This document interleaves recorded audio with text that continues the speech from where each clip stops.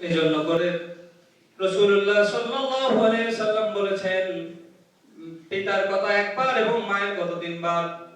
আল্লাহ রাব্বুল আলামিন কোরআনুল কারীমের মধ্যে কি বলেছেন? আল্লাহ রাব্বুল আলামিন বলেন, ওয়া ক্বাদা রাব্বুকা আল্লা তা'বুদু ইল্লা ইয়্যাহু ওয়া বিল ওয়ালিদাইনি ইহসানা। ওয়া ক্বাদা রাব্বুকা আল্লা তা'বুদু, আপনার পালনকর্তা, তোমার পালনকর্তা তোমাদেরকে আদেশ দিয়েছেন, আমাদেরকে আদেশ দিয়েছেন, আল্লাহ তা'বুদু ইল্লা ইয়াহু, আল্লাহ ছাড়া অন্য কারো ইবাদত বন্দেগী না করার জন্য, আল্লাহ ছাড়া অন্য কারো দাসত্ব না করার জন্য, আল্লাহ রাব্বুল আলামিন ছাড়া অন্য কারো গোলামি না করার জন্য। পাশাপাশি নির্দেশ দিয়েছেন, ওয়া বিল ওয়ালিদাইনি ইহসানা। আল্লাহ রাব্বুল আলামিন বললেন, দুনিয়াতে আমি ছাড়া আর কারো ইবাদত বন্দেগী করবে না, আমি ছাড়া কোনো শিরকি গুনাহ করবে না, আমি ছাড়া অন্য কোনো কিছু করবে না। পাশাপাশি কি করবে? ওয়াবিল ওয়ালিদাইনি ইহসানা, তোমার পিতামাতার সঙ্গে ভালো ব্যবহার করবে, সৎ আচরণ করবে। আর কি করবে? ইম্মা ইয়াবলুগান্না ইনদাকাল কিবারা আহাদুহুমা আও কিলাহুমা, যদি তোমাদের জীবদ্দশায় তোমাদের পিতামাতারা বার্ধক্যে উপনীত হয়, ফালা তাকুল লাহুমা উফ ওয়ালা তানহারহুমা ওয়া কুল লাহুমা কাওলান কারীমা, তাহলে তোমাদের পিতামাতার সঙ্গে এমন আচরণ করো না যাতে তারা কষ্ট পেয়ে উফ শব্দ পর্যন্ত বলে, বরং কাওলান কারীমা, তাদের সঙ্গে নম্র ভাষায় কথা বলো, ভদ্র ভাষায় কথা বলো। আকুল লাহুমা কাওলান কারীমা, নম্র ভাষায় ছোট ছোট বাক্যে তাদের সঙ্গে কথা বলো। আর যখন তোমরা পিতামাতার জন্য দোয়া করবে তখন পড়ো রব্বিরহামহুমা, সকলে পড়ুন রব্বিরহামহুমা কামা রাব্বায়ানি সগীরা। অর্থ হলো, হে আল্লাহ, আমার পিতামাতা ছোটবেলায় আমাকে যেমন করে লালন পালন করেছেন, এই শীতের রাত্রিতে যাদের ছোট ছোট বাচ্চা কত কষ্ট করে লালন পালন করে, একবার প্রস্রাব করে দিয়েছেন, জায়গাটা পরিবর্তন করে আরেক পাশে রেখেছেন, আবার প্রস্রাব করে দিয়েছেন, জায়গাটা পরিবর্তন করে আরেক জায়গায় রেখেছেন, শুকনা কাপড় দিয়েছেন, নতুন কাপড় দিয়েছেন, সবগুলো কাপড় যখন শেষ হয়ে যায়, আর যখন কাপড় থাকে না শীতের রাতের শেষের দিকে, মা নিজের শরীর থেকে কাপড় দিয়ে, নিজের ওড়না দিয়ে, নিজের পরনের কাপড় দিয়ে সন্তানকে শুকনা জায়গায় রাখে। কি বলেন, ঠিক কিনা? আল্লাহ রাব্বুল আলামিন সেটাই বললেন, তোমার পিতামাতার জন্য এরকম করে দোয়া করো আর পিতামাতার সঙ্গে ভালো ব্যবহার করো। পিতামাতার সঙ্গে যদি খারাপ ব্যবহার করা হয় তাহলে নামাজ, রোজা, ইবাদত বন্দেগী কোনো কিছু আল্লাহ রাব্বুল আলামিন কবুল করেন না। বনি ইসরাইল কওমের একজন আবেদ ব্যক্তি ছিলেন, বনি ইসরাইল কওমের একজন আবেদ ব্যক্তি ছিলেন, অত্যন্ত আল্লাহওয়ালা ব্যক্তি, বুজুর্গ ব্যক্তি। একদিন বুজুর্গ ব্যক্তি ইবাদত করছেন, নফল ইবাদত করছেন, মা এসে ডাকছেন, একবার ডাক দিয়েছেন, দুইবার ডাক দিয়েছেন, তিনবার ডাক দিয়েছেন।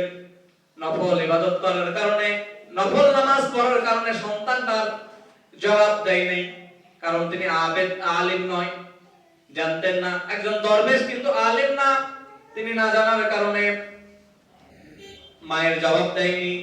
মা এবার বদদোয়া করছেন, খারাপ দোয়া করছেন, যে কোনো ব্যভিচারিণী মহিলার সঙ্গে না দেখা হওয়া পর্যন্ত যেন আল্লাহ তোর মৃত্যু না দেয়।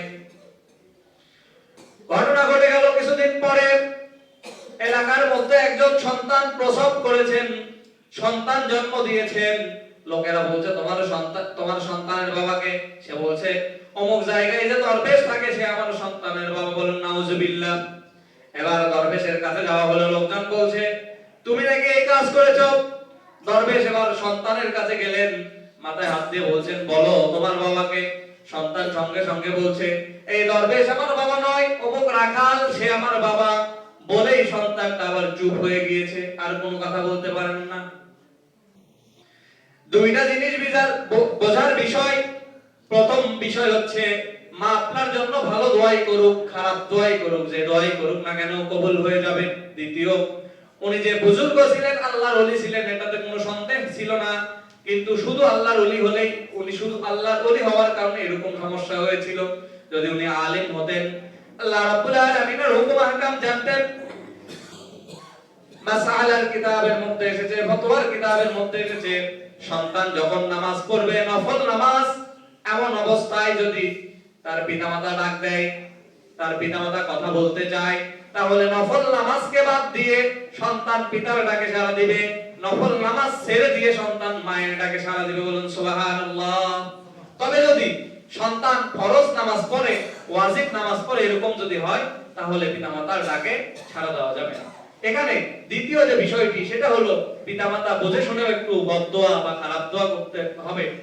সাধারণত সন্তানদেরকে বদদোয়া দেওয়া উচিত নয়। হাদিস শরীফের মধ্যে যে কবিরা গুনাহগুলোর কথা এসেছে, এর মধ্যে এটিও একটি, যে সন্তানদেরকে বা মানুষদেরকে বদদোয়া দেওয়া। আপনার সঙ্গে খারাপ করেছে, যে খারাপই করুক না কেন, এর বিচার আল্লাহ রাব্বুল আলামিন কিয়ামতের ময়দানে করে ফেলবেন। নবীজি সাল্লাল্লাহু আলাইহি সাল্লাম উক্ত ঘটনা, যেহেতু বনি ইসরাইলের নবীজি সাল্লাল্লাহু আলাইহি সাল্লাম বলেন, ওই মা যদি শুধু এই কথা না বলে আরো খারাপ কিছু বলতেন, ওই মা যদি বলতেন যে এই লোকটাকে, আমার সন্তানটা জিনা না করা পর্যন্ত যেন মরে না যায়, বা আরো যদি বড় কোনো বদদোয়া করতেন, খারাপ দোয়া করতেন, তাহলে আল্লাহ রাব্বুল আলামিন সেই দোয়াটাও কবুল করে নিতেন। আল্লাহ রাব্বুল আলামিনের ওলি হযরত বাইজিদ বোস্তামীর নাম শুনেছেন আপনারা। বাইজিদ বোস্তামীর ঘটনা সকলেই জানেন, তারপরেও বলছি। ছোট্ট বাচ্চা বাইজিদ, মা অসুস্থ, রাত্রি বেলা পানি পান করতে চেয়েছেন। বাইজিদ দেখে বাড়ির মধ্যে যে মশক ছিল, এই মশকের মধ্যে পানি নেই। বাইজিদ বাইরে গিয়েছেন, পানি নিয়ে এসেছেন, এসে দেখে মা ঘুমিয়ে গিয়েছে। বাইজিদ চিন্তা করলো, আমার মা তো ঘুমিয়ে গিয়েছে, কিন্তু মা তো অসুস্থ, মাকে ডাকলে কষ্ট পাবে, আমি যদি ঘুমিয়ে যাই, শীতের রাত, মান নাকি আবার পানি তৃষ্ণা লাগে, পিপাসা লাগে, তাহলে মা পানি খেতে চাইবে, আর পানি না পাওয়ার কারণে হয়তো মায়ের কষ্ট হবে। বাইজিদ এবার বসে আছেন, মায়ের শিয়রে দাঁড়িয়ে আছেন, পানির গ্লাস হাতে নিয়ে। সবে সাদিকের কাছাকাছি সময় বাইজিদের মা ঘুম থেকে উঠলেন, উঠে শিয়রে দেখলেন তার সন্তান পানির গ্লাস হাতে নিয়ে কাঁপছে, দাঁড়িয়ে আছে।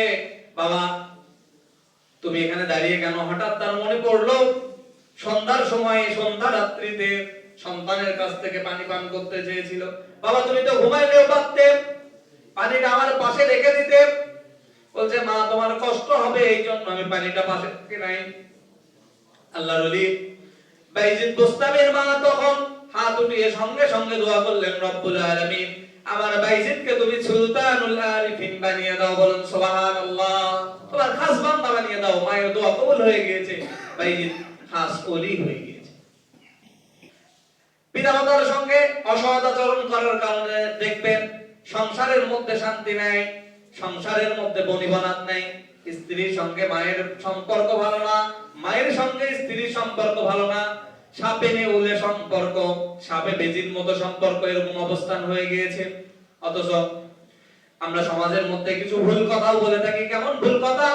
আমরা বলি মা গেলে মা পাওয়া যায়, বউ গেলে বউ পাওয়া যায় না। এই কথাও একটা ভুল কথা। মা এবং বউ কেমন?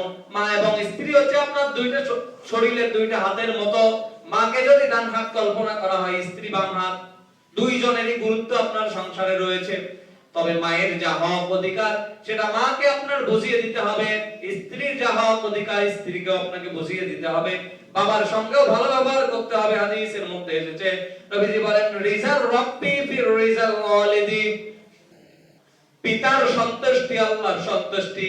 যদি আপনার উপর আপনার পিতা খুশি থাকে, আপনার পিতা যদি আপনার উপর সন্তুষ্ট থাকে, তাহলে আল্লাহ রাব্বুল আলামিন আপনার উপর সন্তুষ্ট থাকবেন। বলুন সুবহানাল্লাহ। আর যদি পিতা আপনার উপর সন্তুষ্ট না থাকে, তাহলে আল্লাহ আপনার উপর সন্তুষ্ট থাকবেন। নবীজি হাদিসের মধ্যে বলেন, হুমা জান্নাতুকা ওয়া নারুক, তোমার পিতামাতা তোমার জন্য জান্নাত, আর তোমার পিতামাতাই তোমার জন্য জাহান্নাম। কিভাবে? হাদিসের ব্যাখ্যায় মুহাদ্দিসিনে কেরামগণ লেখেন, পিতামাতার জীবন দশায় পিতামাতার খেদমত করে সন্তান যদি দুনিয়া থাকতেই জান্নাত হাসিল করতে পারে, তাহলে পিতামাতাই এই সন্তানের জন্য জান্নাত। বলেন সুবহানাল্লাহ। আর যদি পিতামাতার সঙ্গে অসৎ আচরণ করে, তাহলে দুনিয়ায় ওই ব্যক্তির জন্য জাহান্নামের ফয়সালা হয়ে যায়। বলুন নাউজুবিল্লাহ। সুতরাং পিতামাতা অত্যন্ত আপনজন। আপনাকে যারা কোন স্বার্থ ছাড়াই ভালোবাসে, তারা হচ্ছে পিতামাতা। এছাড়া যা আছে, যত আত্মীয় স্বজন বলেন না কেন, শ্বশুর বাড়ির আত্মীয় বলেন আর যেখানকারই আত্মীয় বলেন, আপনার টাকা পয়সা আছে, আপনার সম্মান আছে, তখন আপনাকে ভালোবাসবে, ডাকবে। এলাকার মধ্যে দেখেন যে লোকটার টাকা পয়সা একটু বেশি আছে, তাকেই ডাকে সমস্ত বিচারে, তার মুরব্বিগিরি চলে ততক্ষণ পর্যন্ত যতক্ষণ তার টাকা পয়সা থাকে। যখন টাকা পয়সার দিক থেকে আর্থিকভাবে মানুষ একটু দুর্বল হয়ে যায়, তখন বিচার আচার বা বিভিন্ন জায়গায় তাকে আর ডাকে না। অনুরূপ ভাবে শুধুমাত্র পিতামাতা এই দুনিয়াতে আপনাকে নিঃস্বভাবে, নিঃস্বার্থভাবে ভালোবাসে। নিঃস্বার্থভাবে ভালোবাসার মানুষ হচ্ছে পিতামাতা, এছাড়া আর কেউ নয়। এজন্য আল্লাহ রাব্বুল আলামিন বললেন, ওয়াকাদা রাব্বুকা আল্লা তা'বুদু ইল্লা ইয়্যাহু ওয়া বিল ওয়ালিদাইনি ইহসানা। তোমার রব তোমাকে আদেশ দিয়েছেন, আল্লাহ ছাড়া আর কারো দাসত্ব করো না, আল্লাহ ছাড়া আর কারো ইবাদত করো না, আল্লাহ ছাড়া আর কারো গোলামি করো না। পাশাপাশি ওয়াবিল ওয়ালিদাইনি ইহসানা, তোমার পিতামাতার সঙ্গে সদ্ব্যবহার করো। তোমাদের জীবদ্দশায় আহাদুহুমা আও কিলাহুমা ফালা তাকুল লাহুমা উফফি ওয়ালা তানহারহুমা ওয়া কুল লাহুমা কাওলান কারীমা। তোমাদের জীবদ্দশায় তোমাদের পিতামাতা যদি বার্ধক্যে উপনীত হয়, তাহলে তাদের সঙ্গে এমন আচরণ করো না যাতে কষ্ট পেয়ে তারা উফ শব্দও বলে। মানুষ যখন বৃদ্ধ হয়ে যায়, মানুষ যখন বয়স্ক হয়ে যায়, মানুষ যখন মুরব্বী হয়ে যায়, তখন তার জ্ঞান, বুদ্ধি, বিবেক আস্তে আস্তে লোপ পেতে থাকে, ভুলে যায় মানুষের স্বভাব, ভুলে যাওয়া, ভুলে যেতে থাকে। একই কথা হয়তো 2-3 বার জিজ্ঞেস করে, তখন তাদের সঙ্গে আর খারাপ আচরণ, খারাপ ব্যবহার করা যাবে না। ভালোভাবে কথা বলতে হবে। কেমন ভালো হবে? আল্লাহ রাব্বুল আলামিন সেটাও বলছেন, কাওলান কারীমা, নম্রভাবে, বিনয় অবনত হয়ে। রাজার কাছে মানুষ যে যেরকম বিনয় অবনত হয়ে কথা বলে, শিক্ষকের সঙ্গে ছাত্র যেমন বিনয় অবনত হয়ে কথা বলে, এইরকম করে পিতামাতার সঙ্গে কথা বলতে হবে। অন্য হাদিসে নবীজি বলেন, আল জান্নাতু তাহতা আল আকদাম আল উম্মাহাত, মায়ের পায়ের নিচে সন্তানের জান্নাত। মায়ের সঙ্গে ভালো ব্যবহার করবেন। নবীজি সাল্লাল্লাহু আলাইহি ওয়াসাল্লাম একদিন ইরশাদ করলেন, আমার সাহাবায়ে কেরাম, কোন ব্যক্তি যদি মায়ের দিকে অথবা বাবার দিকে রহমতের দৃষ্টিতে তাকায়, নেক নজরে তাকায়, রাগ করে নয়, ভালোভাবে তাকায়, তাহলে আল্লাহ রাব্বুল আলামিন বান্দার আমলনামায় একটা কবুল হজের সওয়াব দেয়। বলুন সুবহানাল্লাহ। সাহাবী জিজ্ঞেস করলেন, ইয়া রাসূলুল্লাহ, আমি যদি 2 বার তাকাই? নবীজি বললেন, 2টা কবুল হজের সওয়াব। সাহাবী বললেন, আমি যদি আরো বেশি তাকাই? নবীজি বললেন, যদি কোনো ব্যক্তি তার পিতামাতার দিকে দৈনিক 112 রহমতের দৃষ্টিতে, ভালোবাসার দৃষ্টিতে তাকায়, তাহলে আল্লাহ রাব্বুল আলামিন ওই ব্যক্তির আমলনামায়, ওই বান্দার আমলনামায় 100টা কবুল হজের সওয়াব দিয়ে দিবে। বলুন সুবহানাল্লাহ। 3টা জিনিসের দিকে তাকালেই সওয়াব, আমল করতে হয় না। একটা হচ্ছে কাবা শরীফের দিকে, একটা হচ্ছে পিতামাতার দিকে, আর একটা হচ্ছে কোরআন শরীফের দিকে। এই দিকে যদি আপনি তাকান, তাকালেই সওয়াব। কোরআন শরীফ আপনি পড়বেন, তখন তো আপনার সওয়াব হবে। যখন ব্যাখ্যা শুনবেন, ব্যাখ্যা করবেন, ব্যাখ্যা পড়বেন, তখনও তো আপনার সওয়াব হবে। যখন তাফসীর শুনবেন, তখনও তো আপনার সওয়াব হবে। কিন্তু যদি আপনি কোরআন শরীফের দিকে তাকায় থাকেন, তাহলেই আপনার সওয়াব। পিতামাতার সেবা করবেন, খেদমত করবেন, তখন তো সওয়াব হবেই।